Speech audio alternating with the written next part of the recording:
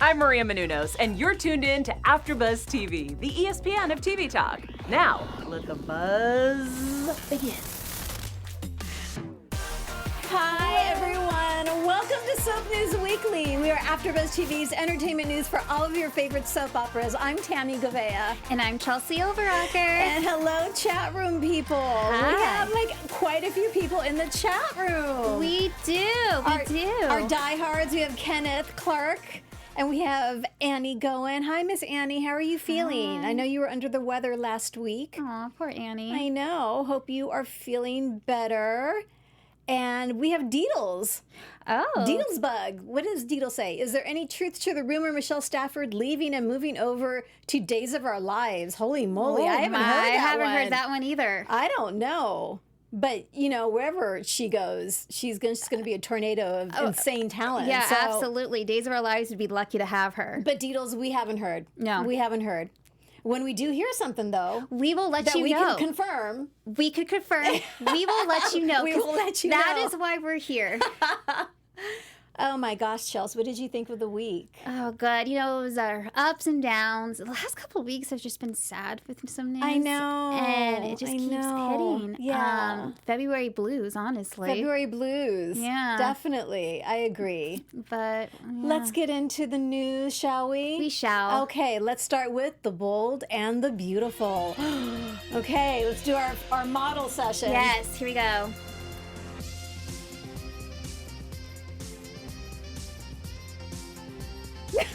I wonder why models don't smile. I don't know. That's hard for me because I always smile. I know. So. Okay, we're going to start off with some really huge, sad news. Co-creator of The Bold and the Beautiful and Young and the Restless, Miss Lee Phillip Bell passed away at the age of 91. Now, Lee was married to Bill Bell, and together they co-created those two daytime soap operas that we all know and love. Again, she was 91 years old, and her children came out with a statement saying, "Our mother was a loving and supportive wife, mother and grandmother, gracious and kind. She enriched the lives of all who knew her. We will miss her tremendously." Now, what's fascinating, as I was reading up on Lee, I knew of her, from being co-creator of Bold and Beautiful and Young and the Restless, but I didn't know that she was a journalist and host. Those were her origins. Yep. And she had her own talk show on TV called The Lee Phillip Show. It was on CBS for over 30 years. Wow. She interviewed the likes of Gerald Ford, Ronald Reagan, Judy Garland, Clint Eastwood, Jerry Lewis, even rock folks like the Rolling Stones and the Beatles. The Beatles? The Beatles! Oh, my living word. Gosh. So, I had reached out to some of the daytime actors and, just expressing my sadness, and one in particular said, while it is extremely sad and the loss is profound, she enriched so many lives. Her kindness and her generosity just affected hundreds and hundreds of not just cast but crew. And her legacy, both she and Bill's legacy is there are no words. There are no words. Yeah, social media was blowing up, especially with a lot of the soap stars from Y&R. They were posting, just they felt so honored to even know her. To have that kind of impact from just knowing someone, having met them, having interacted with them, and walking away profoundly affected and changed by them is a legacy in and of itself. And I know Melody Thomas Scott tweeted, "We are all devastated by the passing of Lee Phillip Bell, a television pioneer," so true, and powerhouse in her own right. She elevated daytime television in co-creating The Young and the Restless with her equally iconic husband, Bill Bell. We sadly mourn this matriarch. And I love that term of her being a matriarch. And Scott Clifton from The Bold and the Beautiful tweeted, on a day like this, and for a woman like her, there is an emotional symmetry we all feel between the deep sadness of loss and the piercing gratitude for what she's bequeathed to us. Hope, love, and 1,000 adventures that can never be taken away. Oh, my goosebumps. And these people's careers are all due in part to her and Bill and what they created on Bold and Beautiful and the Young and the Restless. Oh, that's amazing. It's amazing. So, you know, our well wishes to the family, obviously, you know, to the cast and crew who are mourning Lee, but also celebrating her legacy. Celebrate and the Bill's legacy. Yes. The best. The absolute best. Courtney Hope. We love Miss Courtney Hope. Oh, gosh. You know, from The Bold and the Beautiful. Now, I didn't know this. I mean, I knew that Courtney was into fitness. You know, she posts on Instagram all the time about, you know, health and wellness, mental health and wellness tying in with physical health and wellness is paramount in her life. Well, she also teaches cardio bar. Yes. Wow. Here in Los Angeles. So I reached out to her. I'm like, do you want to share where you're teaching? Because it's new. She taught in the past, and her post on Instagram said, I'm back teaching. I love it so much and happy to be back. So I'm not sure where she's teaching here in Los Angeles, but if she gives us specifics on where she's teaching, we will absolutely let everyone know. Because I know she's got to be a phenomenal teacher. I was thinking we should take a class. Oh, I would love to take a class. Are you kidding? Wow. If I find out the scoop. Okay. That would be a fun. Cardio bar. Oh gosh, Soap News Weekly in the studio. Yes. Doing something a little different. Groaning a little bit because I'm not that limber, but you know.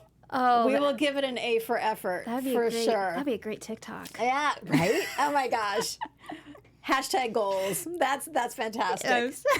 Another thing that's fantastic is our Bold and Beautiful recap that we have here at AfterBuzz. It's called The Bold Breakdown, hosted by James Lott Jr. and myself. Now, the next one will be on Sunday, March 15th at 2 p.m. So make sure and check it out if you are a fan of The Bold and the Beautiful and want to get involved in a community of fans that love to recap and get involved about what happened during the week and weeks.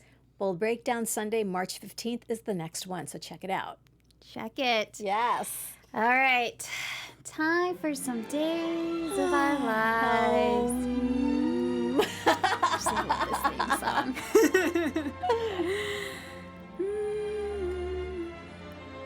Just kind of want to orchestrate. All right. Well, Tami, Nyada Bjorlund is going to be back on the canvas. You just never know. You're returning back I'm as telling Chloe you, Lane. when she left Days, we were all what the haystack, and then she was on the stream. Yep. That was great. Yes, because I binge watched that all last week. And it was good. It's really good. It's good. Like solid stuff. You guys need to check it out. So we don't have an exact air date on when she'll be returning, but she is back as Chloe Lane. So just keep watching. Because she's the tea spiller, as she Tony is likes. the tea spiller. Tony more likes to call her that, the tea spiller. And I just gotta say, if Chloe's coming back, I want Phillip I back. know, that's what everyone says. After watching the Duel app, Nadia and Jay, they have it. I miss it. I'm like, yes. With those teen days, the last Blast reunion, I just miss them so much. So I hope both of them can return back on the canvas. I do too. Fingers crossed. It was such a great idea. It was great to start putting this content on the streaming like this. Yeah. Great, So, great idea. Great, but it's also going to be great to have her back in Salem. Robert Scott Wilson shared on his social media with Galen, he is leaving Salem. He left. Yes. But he posted, "Miss you already, old sport. Who else is going to lift up Slick Nick after his failed jokes?" I love this picture. This is such a great picture. And I think we actually reposted it. We did. Yeah, you reposted Soap it. News Weekly. And Soap News Weekly did. Yeah, it's like Sinners, our captain is given an extra flex. It is. Just for us. Sinner lovers. I haven't seen the tweets because everyone wants Sin to be on our after show for Edition Days. So Sinners, there you go. We will do what we can. And I love this, behind the scenes. Me too. Because there's so much fun stuff that goes on in the hair and makeup room. I agree. It's just great. It's great to get this content. It is great to get this content. Well, another thing behind the scenes that I love is Sal Stowers posted a cute picture of her and Lamone Archie, and she shared, "Big day for Alani lovers. My power couple is back." So I'm glad they're back together. Did you see that cute little selfie It's of them? so sweet. So yes. adorable. Their little eyes closed. Well, I don't know. Is that the one you're talking Yeah, about? yeah. Yep, his eyes are closed. His eyes are closed. Both of his too. are closed, yeah, actually. I knew hers were. Aw. Yeah. Very sweet. Just gotta love. Yeah. And with everything, all the changes going on Days of Our Lives, it's like, well, who's gonna be back? Who is staying? Right? Who's getting back together? But it's honestly about time. I'm happy that Yes. they're Thrilled. together. Absolutely thrilled. Another thing that I'm thrilled about is our after show that we have here It's so on good. Sundays. I just love hosting with you, Tony, Michael. You guys are great. It's so great. James, when he joins us. Yes. It's awesome. Mark. And Mark. Can't forget Mark. Yeah, 5 years. Edition Day celebrated its 5-year anniversary. Mr. Tony Moore has been kicking butt and taking names for 5 years and has created a phenomenal after show. He has. With a very loyal fan base. Oh, yeah. Very loyal fan base. Yeah, when I came on the show, I just said, oh, wow, I felt so welcome. So Yeah. everyone here is wonderful. But, of course, you guys know where to find us. We're on Sundays, 3:15 p.m. Be sure to check it out. Edition Make sure Days. to check it out. And let's also go back into the chat room for just yeah. a couple of seconds. So Dwight also said, Lee Phillip Bell, rest in peace. And then let's see who else. We have Kenneth. Courtney, a.k.a. Sally, is doing such a great job in the storyline. She's doing amazing. OMG. Oh, I know yes. you don't watch Bold and the Beautiful. No. But her performances the last couple of weeks have just been through the roof. And we always knew she was capable of amazing stuff. Yes. But the writers just weren't giving her the content that we wanted her to have. Yep. So now she She got has and it. she's hitting it out of the park. I love it when they do that. I know. So good. So, Dwight, we absolutely agree with you. Malcolm also says, rest in peace, Mama Lee Bell. Oh, I love that.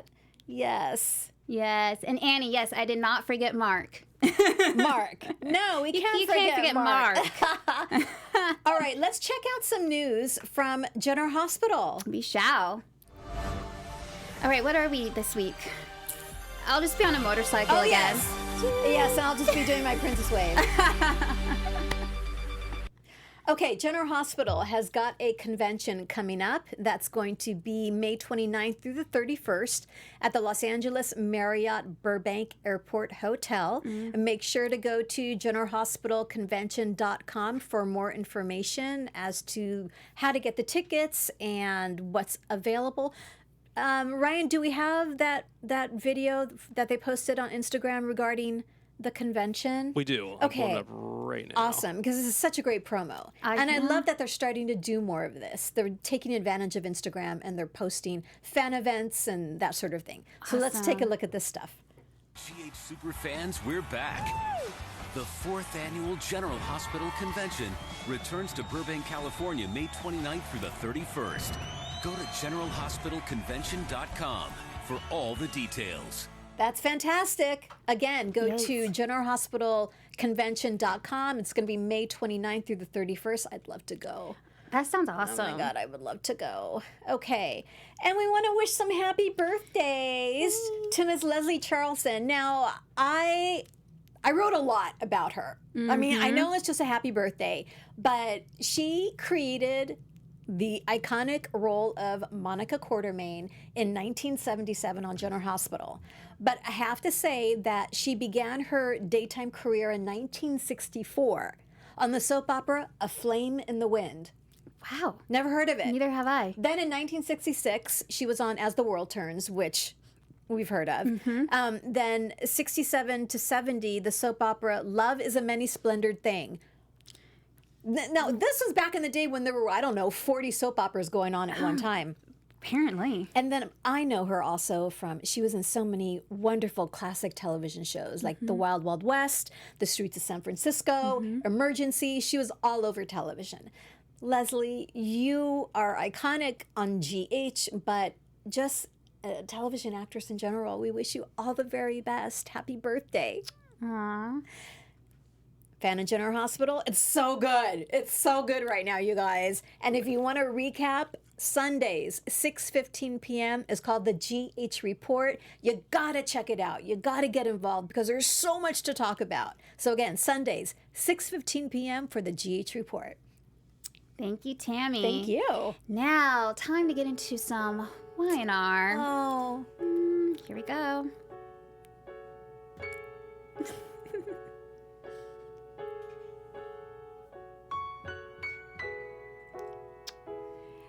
I love it. I hope somebody turns that into a GIF. Oh, yes, they should. On it. We did it one more time just to keep sure you guys got it. And I hesitated saying GIF or GIF because I remember Day of Days when we did the word. And it was... Nobody knew. It was great. It was such a great exercise with Victoria and Rob. That's funny. Yeah. Oh, yeah, with how you pronounce stuff. Yeah. Well, Lindsay Fonseca, who played Colleen, is going to star in Turner and Hooch reboot. And she's going to be as one of the female leads. And it's going to happen on Disney Plus. And she's starring opposite of Josh Peck. That's fantastic. I love it. Oh my gosh. Child star. Her character's name is Laura, who is a single mom and a dog lover. When she uncovers that her dad's death might have been orchestrated, she'll put everything on the line to uncover the truth. So it sounds like it's like a little bit of a mystery. A moida mystery. Ooh, so that'll be great to see her in that role. And then we did touch on this with stars that were tweeting about Lee Phillip Bell. Michelle Stafford was one of them. And she shared the first picture is from the famous Bell Christmas party. I had been on the show for about a year. Oh my gosh, this is such a great photo. Lee, podcast listeners, if you can't see this, so you'll have to actually... You need to see it. Yeah, you need to go on YouTube and Soap News Weekly and take a look at these such amazing photos. It is. And it's also on Michelle's Instagram. And she said Lee would open up her home every single year to every single person who worked on the show and their families. Who does that? And get this, in 2016, shortly after my son was born, and she was on Y&R during this time, I received a personal handwritten note from her telling me how excited she was for me to have a second child and how much she missed me. So she wasn't even on the canvas. She wasn't part of Y&R during that time. And Belle reached out to her and still said, congratulations. That's called grace.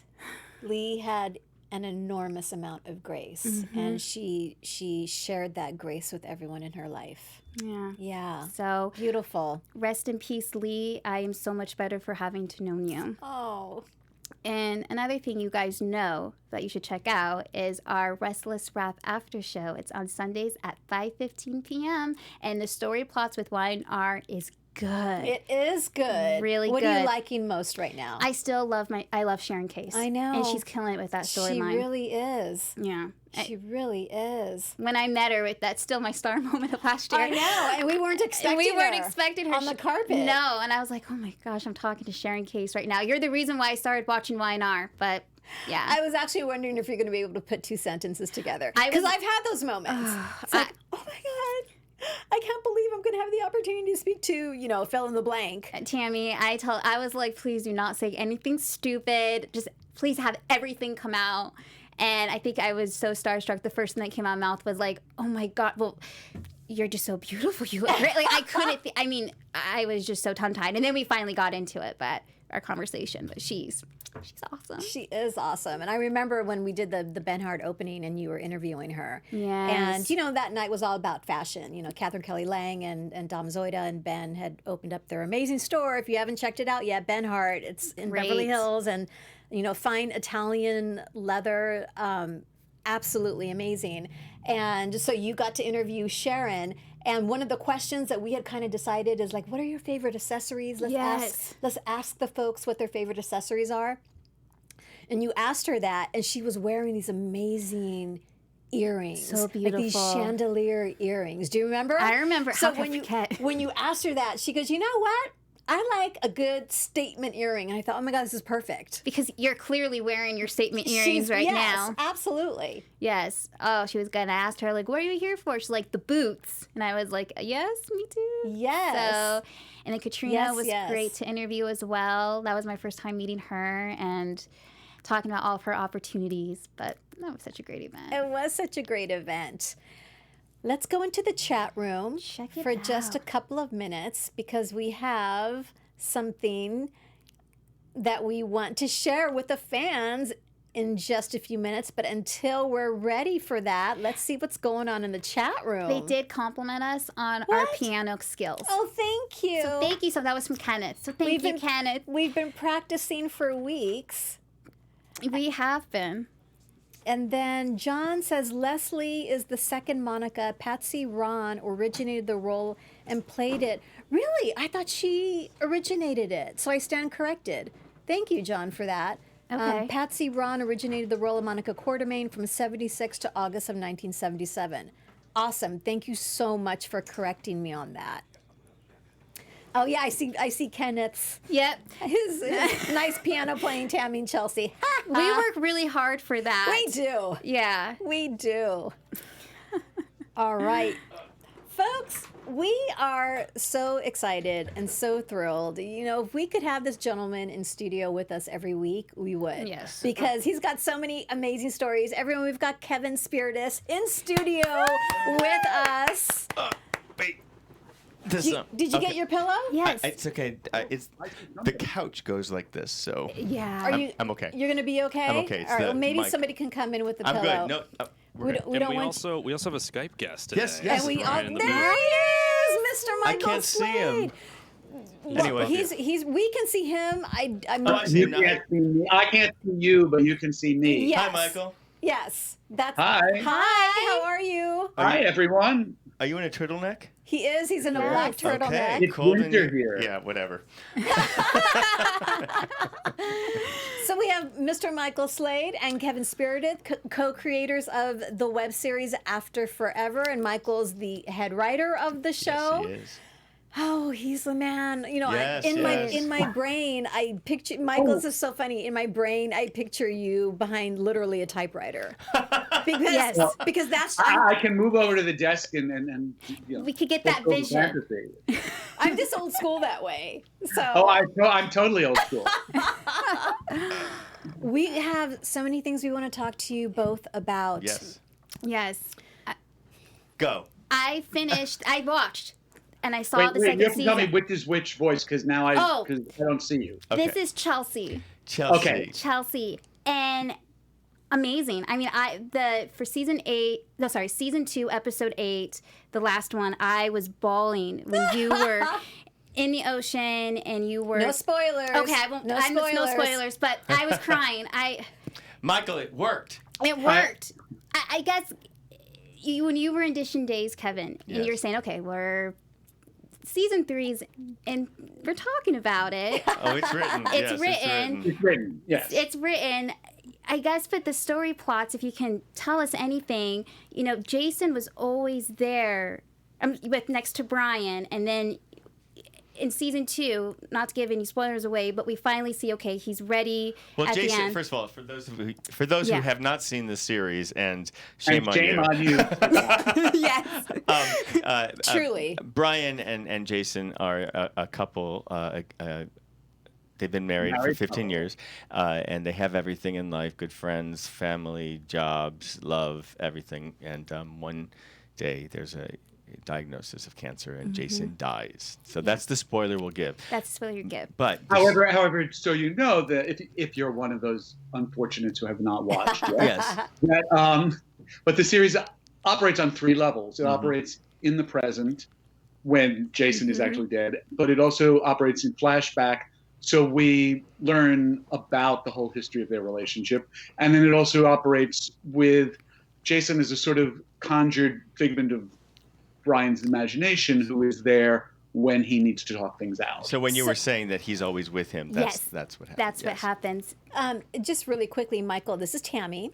Okay. When you say, you know, the story's operating on 3 levels, how is that? Sounds like quite a feat for a writer. Well, you have to really be brilliant. Well, there you go. Okay, Michael, this is Kevin talking. Interview is Whatever. done. Interview is done. We can go home. No, it is a feat. It's a juggling act, and it's figuring out, what is the story that's being told in this episode, and how is it going to be best told, and what flashbacking is going to be important to tell it, and and when does Brian really need or feel that he needs Jason there? Yeah. And when Michael and I sat down to create the story, we knew that once we had this element that Jason was going to die, we talked about how do you tell the story and how do you get to know these people. So it's present, and then you have flashbacks. But then for the purpose of healing, Brian conjures him up to sort of coach himself through, like, what would happen if Jason was still here. And I guess what I asked you, Michael, I said, do you still talk to your my late partner? Your late partner, and he said, yeah. And I said, yeah, all the time. Yeah. So it was less these days, but back then, all the time. Yeah, and I think we believe that love never dies, a relationship never dies, even if it's not because of death. When you're in a relationship with somebody, it's always there. Yeah. You're going to know that person for the rest of your life or their life. So. Well, I have to tell you, because I know that the both of you, this is Tami, by the way, Michael. No, now I've got the two voices. Okay, good. Okay. All right, who's talking now? Thing one, exactly and thing two. Thing one. The Pauls. Oh, Yes. gosh. We'll get into the Pauls because they are flipping hysterical. So when you had talked about, what kind of story do we want to tell? Well, let's tell our story. Let's write a story about our own experiences as our people, as gay men of this age, and because again that they're not on the landscape, and as a woman of a certain age, I can attest to what that feels like. It's exactly the same thing. It's exactly the same thing. We both, because we're both in so much of media, in popular culture, seen as, for lack of a better word, sexual objects, that once we're perceived as not being that, because somebody has determined that if you're not 25 or 30, then you're not that anymore, then we disappear. Or you're the old man down the hall with a cat. Yes. Yeah. That was my line. I know. Well, you're taking some of my lines, so that's good. no. But he writes all the good lines, so I don't take any of those. But also, Michael and I wanted to create a story about people we knew, and story that was personal to us, and we wanted to see us. And we get some fan mail that says, yay, and there's, that's a very specific circle of people, and, it's, you're all privileged or something. And I just go, this is what we know. This is our truth. Although actually, that's not even true. No, a couple of those people. But they're not all privileged, and I think that. No, but right, but that's their viewpoint. There's great diversity amongst this. Yes. Socioeconomic, racial, age, even some age diversity, But Michael and I wrote what we knew. We created what we felt was personal, and you can't. Sometimes it's better to stick to that than to go outside of it. You can, we do, but this is the core of it. I have to say, when I saw season 1 last year. Good for you. Yes. Good on you. And you saw it last year, okay. It wasn't this morning in advance of the interview. No, Tami saw everything. Yes, I saw everything. And, I live in a kind of utopia where I hope one day in the entertainment industry, we don't see age, we don't see the color of someone's skin, we don't see someone's sexuality. We just see the story and we experience the story. And that's what resonated with me when I first saw After Forever. Yay. Because it wasn't a story about gay love. That never even crossed my mind. It's really a story about loss. Oh my, enormous loss. But it's love. It's love. It's a love story. Absolutely. Depicted by. And one of the things that's been incredibly gratifying to Keven and to me is the fan mail and the audience response, the tremendous diversity of people who are watching it and loving it.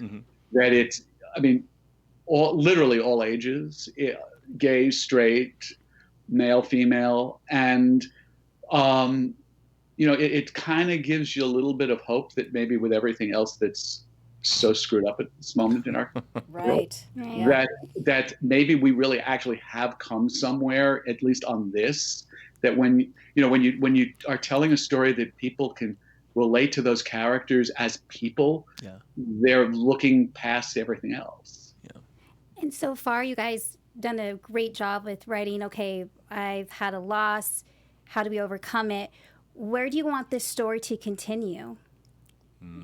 If you can't say anything. Well, Brian dies tragically. Oh gosh! What? What? No, I didn't know no, that. I didn't no, know that. I quit. Come back to haunt Lisa forever. He goes upstairs and we could do I want to see her haunted. daytime thing, and he could go upstairs to change his shirt and never come down. Which has happened to me before. For fans, daytime fans who don't know, Michael wrote for Days of Our Lives. Yeah. So he knows all those little tricks. Yeah. Well. No, but I where it goes is taking Brian through the grieving process, and to the point that he is healed, to the point that he can really move on and not just think he's ready to move on, and really be ready to move on and start the next chapter of his life. Yeah. I mean, Jason's always going to be with Brian. He's always going to be there. So On some level. What? On some level, level, right. And you can't. You as we were talking, the relationship never ends. So how do you figure out your best life forward after forever is cut short? Yeah. So. Well, there's a line in one of the openings from season 1, and I won't remember which day. What's the line? I'll tell you which one it is. But it was from an article I had actually read about an elderly woman whose first husband had passed away, and she remarried an elderly widower, and she wrote about how she felt like she was a bigamist on a certain level. Oh my gosh! Because no matter how much she loved this husband, she still felt like on a certain level she was married to the other one. And one day she asked him, or she mentioned it to him, and he said, "Oh, I feel the same way about my late wife." Right. And she then said, "And then I knew I had married exactly the right person." Which that was episode 5. Yeah. Thank you. But I think that's kind of true. You want to get to the point where you're not consumed with the memory of the person you've lost, so that you can be open to somebody else and have a real relationship with them. And Michael and I mean, Michael's had loss like this firsthand. My loss has been through friends, in the AIDS crisis, or a grandparent. But there's no handbook that says this is how you get through it. And I think that's the beauty of what the story is, and what we've kind of created, and then all the characters that we've put into this mix, and then Michael spews out these incredible paragraphs and this dialogue. I mean, I couldn't have imagined having been able to take on a part like this. I dreamed about it, but now I get to do it. I just really... Thank you, Michael. Yes, thank You're you. welcome. Thank you. I just really appreciate, Michael, how each you respect, as you were saying, Keven, you respect how everyone's grieving process is different. Brian holds everything in. At least, there are others that are very out, and bawling and angry. In the group of friends. Group of friends. And everyone has a very different way of expressing their grief. And everyone's got different things that trigger. You manage grief. Yeah. When you lose someone that you love, you get to a point where you manage it, and like you have both said, you don't ever forget and get over it. You've just learned to manage it better. Yeah. But there are still moments in life where things will trigger. A song will trigger an emotion. Well, or an experience. An experience. And that's where you get to see a location. And that's where Brian is caught conjuring up. You know, I mean, there's a great scene with Riley in the park. Riley's the little boy. He is something else, you guys. Where did you find that little nugget? Yeah. He's great. Jennifer Rudin. He's just... Yeah. Really... Finn Douglas is his name. Anyway, there's a moment in the park where Riley says to Brian, Brian says, "Hey, hold on tight." He goes, "I know. Jason taught me how to, fly the kite." And I go, "We both did." And I look over and I see Jason. I remember the moment. The moment, yeah. So it's a beautiful way to tell the story. It's not reinventing the wheel by any means, but I think the tool that we use how we use it is very important for the short form storytelling that we're doing. Do you find that challenging? The short form? Or do you think it's perfect for this given It's a good scenario? challenge, I think. It's a great challenge, and I think it is perfect for this. I think it could have been told in other ways. It could have been written. It could be written in other ways, but there's something very, as writer, there has been something very cool in figuring this form out. That how do you make a short episode in 10, 12-minute episode feel to an audience member like they have watched a full thing, not just a scene or two. That it really has how to make sure it has the arc, make it, and a lot of it is about paring away. It's what don't I need to tell the story that's being told today. And you get a full little mini movie, which is, I think, exciting. You string them all together. Yeah, that's what I was impressed with, because Michael and both of you, for Days of Our Lives, it can be drawn out so long. And this is the antithesis of But but this is what's when Michael and I met, on daytime they tend to keep the writers away from the actors, and it's because I don't know, why is that, Michael? God forbid the writers and the actors should actually talk to or be friends. So fascinating. But there's a whole lot of rules and regulations that you have to follow when you're on the soap, and what you can and can't say. And I think the thing that also was very exciting to both of us was we get to create this, and we get to throw it all out there, and we don't have to worry about standards and practices as far as what we can't. We're not even just standards and practices, because I'm just going to get on a soapbox for a second, because as Kevin knows, I do that. Oh boy, here we go. No, but it's not just it's also producers and network people who are not standards and practices, who have their own little prejudices. Right. In the 2000s, I was at One Life to Live, which is no longer on the air, and we were telling a 16-year-old pregnant story and not allowed to suggest abortion as a possibility. Right. And that was in the 2000s, and it's just sort of like what's wonderful with this is we're getting to do it the way we want. Right. Yeah. Keeping it real. Yeah. As we can. Yeah. Let's take this opportunity because you mentioned Finn Douglas. Let's talk about the cast. Okay. Please. Oh. How on earth? You mean our Tony Award-winning or Emmy Award-winning fabulous actors? Anita Broadway. Gillette. Yeah. Tony nominated for one of my favorite Neil Simon plays, Chapter 2. I was like, oh my God. And if when at whatever point you meet her, tell her that, because when she and I had a phone conversation about doing this, would she be interested? And I loved Chapter 2 and had seen it multiple times. And she, on the phone, said to me, whenever anybody says they saw Chapter 2, I know they know what I can do. Because it's one of the few times I've been given that kind of a role. Yeah. It's a phenomenal play. It's such a great show.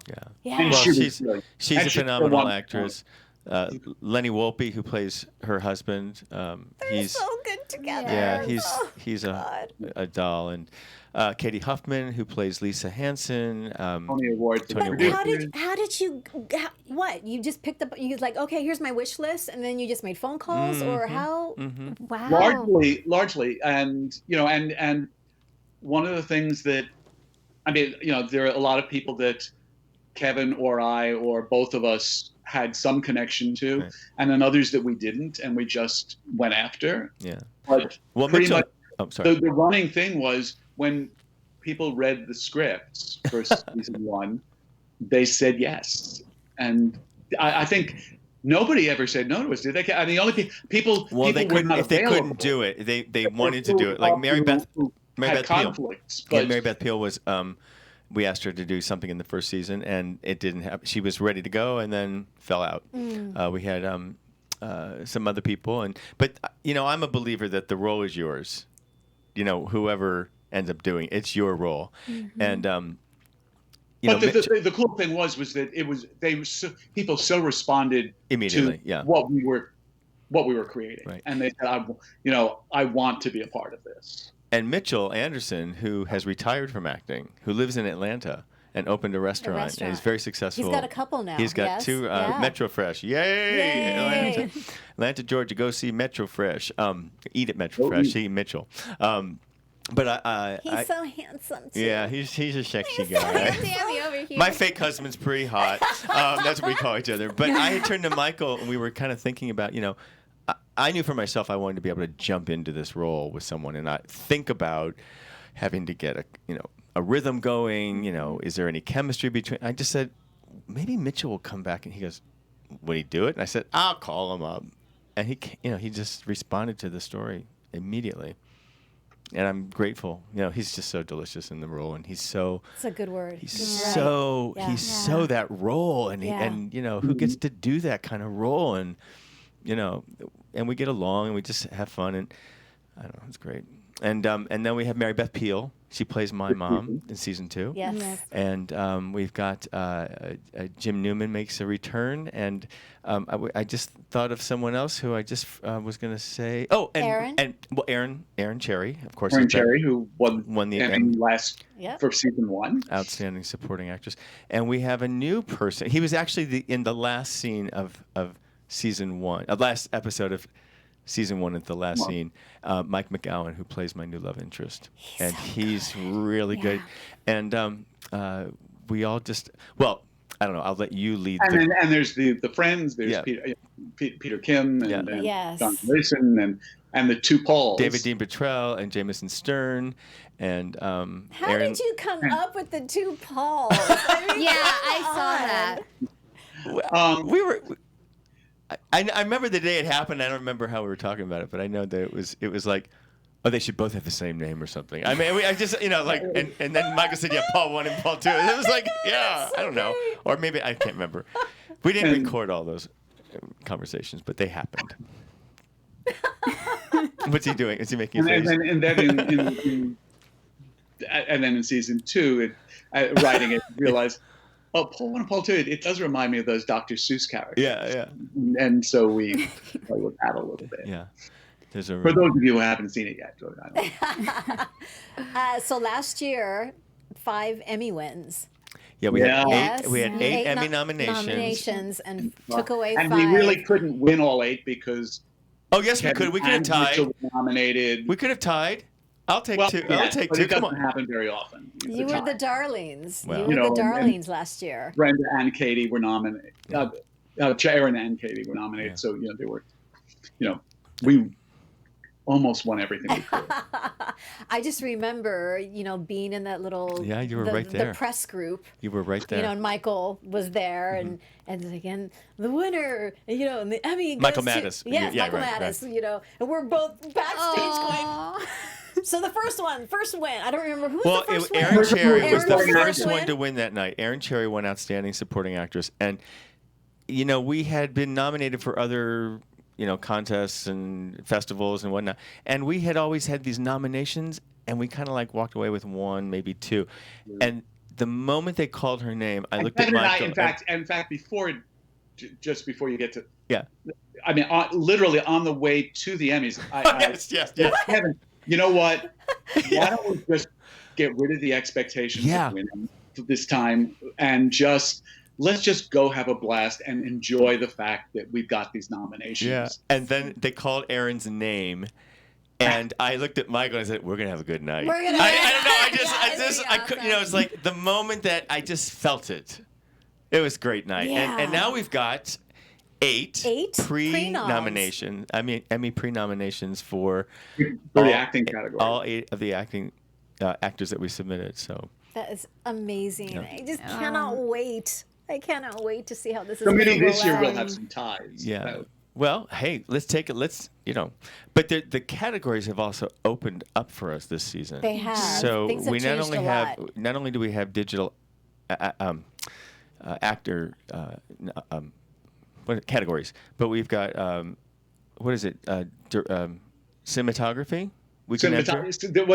The Academy is slowly trying to merge the network daytime stuff with the digital, and the categories. In their steps towards that, cinematography and art direction and editing some of in that world of awards are now combined category. Right. So we tossed in a lot of peoples.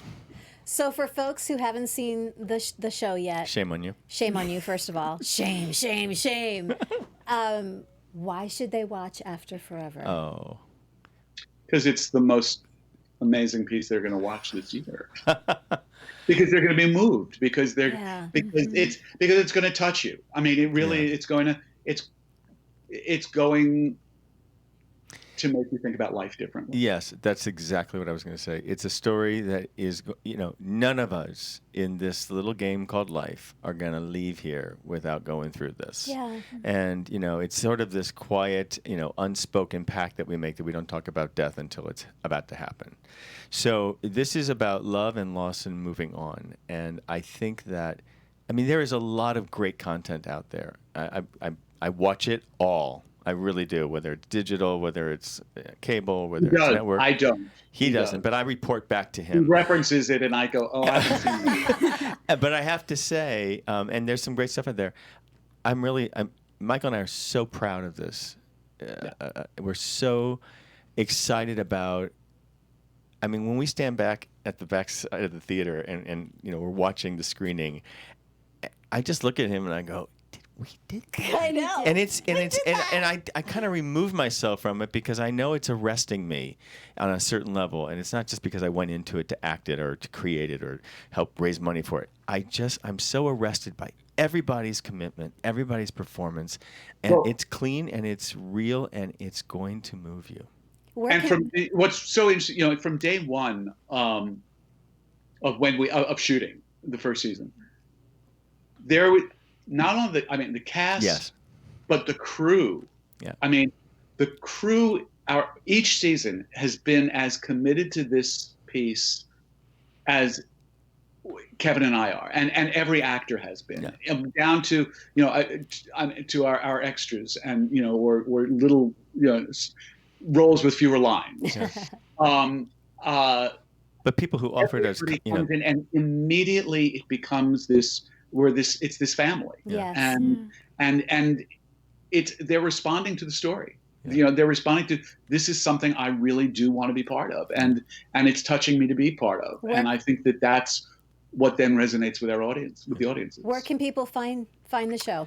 They can find the show, season 1 and 2, on Amazon Prime. Okay. And they can also find it on bingenetworks.com. And first season is on there, and second season is coming very soon. Very soon. Yeah, and that's a pay-per-view. So you don't, if you don't have Amazon Prime, you can also get pay-per-view. Amazon Prime, we're in the United States and the UK. Yes, thank you. And Binge is worldwide. Anywhere in the world. Perfect. Now, Michael, you're not on the socials, are you?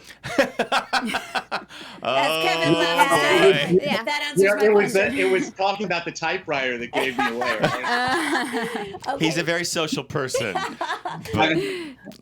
Kevin, where can people find you? Okay, they can find, well, first of all, they can find the show, AfterForeverTheSeries.com. They can find it on Instagram, After Forever the Series. They can find it on Twitter, AF the Series. Facebook is After Forever the Series. I am KevinSpirtas.com, and I'm Keven Spirtas on Facebook. All right. Michael Zade on Facebook. Great.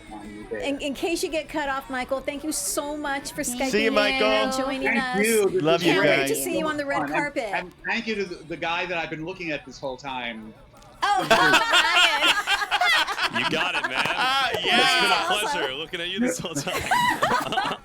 Chelsea, where can people find you? You can find me on Instagram at Chelsie Overocker and on Twitter at Chels Overocker. Oh gosh, and you can find Soap News Weekly, Twitter, Insta, Facebook, Soap News Weekly, and you can find me on Twitter at Tami Goveia and Insta Tami.Goveia. Thank you, Thanks, everyone, Tami. for all your support. Kevin, thank you for being in studio. Thank you. Take care. Chelsea, bye. Love ya. Bye. Bye. Our founder, Keven Undergaro, and me, Maria Menounos, would like to thank you for tuning in to AfterBuzz TV.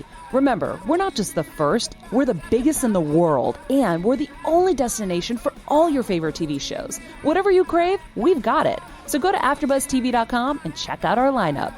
Buzz you later. The views expressed herein are those of the hosts only and do not necessarily reflect the views of AfterBuzz TV or its owners or principals.